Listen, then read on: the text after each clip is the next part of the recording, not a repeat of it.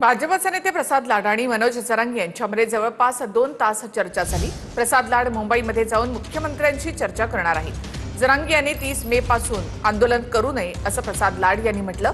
स्वतंत्र कुणबी आणि मराठा मंत्रालय स्थापन करा अशी मागणी यावेळी जरांगेंनी केली। भेटीच्या दरम्यान मंत्रिमंडळ उपसमिती बरखास्त करण्याची मागणी देखील जरांगे पाटील यांनी केली आहे।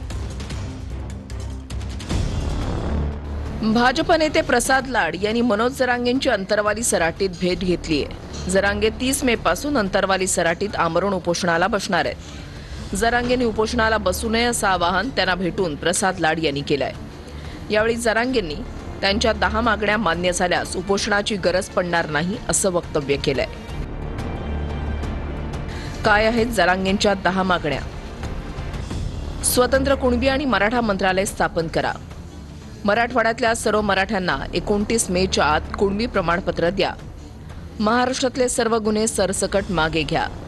आंदोलनात बलिदान दिलेल्यांच्या कुटुंबियांना नोकरी द्या।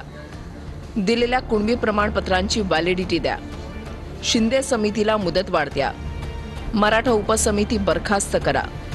सारथीच्या योजना पुन्हा सुरू करा। सातारा, कोल्हापूर, औंध, पुणे, मिरज या संस्थानांचा 1994च्या धर्तीवर GR काढा। महामंडळाच्या परवान्यांचं वाटप करा।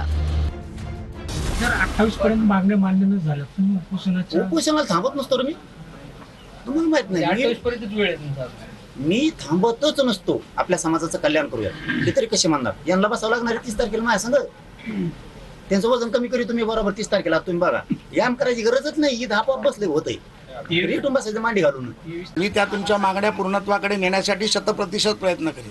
मी माझा एक शब्द देखील सांगितला होता, मागण्या पूर्ण नाही झाल्या तर मी माझ्या आमदारकीचा राजीनामा दे आणि तो समाजासाठी दे, कारण मी समाजाचा कार्यकर्ता आहे। पहिल्या जातीसाठी माती खायला मी तयार आहे। या भेटीत जरांगेंनी शिंदेचे नेते आणि दादांचे नेते आमचं काम पटकन करून देतात असा टोला भाजपला लगावलाय।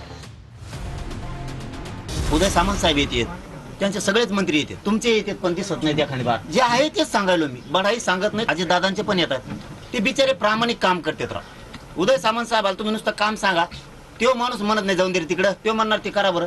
हे काम करतात। शंभूराजे देसाई साहेब काम करतात। मी काय त्यांची स्तुती तुमच्या पुढे गायला नाही लागलो, ते विचार नाही करत। ते शिंदे साहेब प्रोटोकॉल सोडून येतात, तुम्ही प्रोटोकॉल सोडा ना। माननीय मराठा समाजाचे नेते माझे मोठे बंधू मनोज जरांगे पाटील साहेबांनी दिलेल्या निमंत्रणावरती मी आज इथे आलो।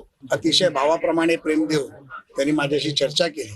निश्चितपणे ज्या पद्धतीमध्ये त्यांनी काही लोकांची नावं घेतली की यांना फोन केला की आम्हाला मदत होते, तशा पद्धतीत पुढच्या भविष्यात मला फोन केल्यानंतर देखील त्यांना मदत होईल अशा प्रकारची मी त्यांना ग्वाही देतो। उपसमिती बनवलेली आहे, उपसमितीचं कडून जर समाधान नाही झालं तर साहजिकच राज्याचे उपमुख्यमंत्री मुख्यमंत्र्यांशी यांच्याशी पण वेळ पडली तर चर्चा। तुमची आई खरंच आमची आई। इतके संस्कृती सोडलेले लोक आम्ही नाही। ज्या दिवशी आमच्या आईला मारलं का बोलू नये आम्ही त्यांच्या आईवर? त्या रक्ताच्या थारोळ्यात पडलेल्या आईला उचलायला पोलीस कदर करत नव्हतं।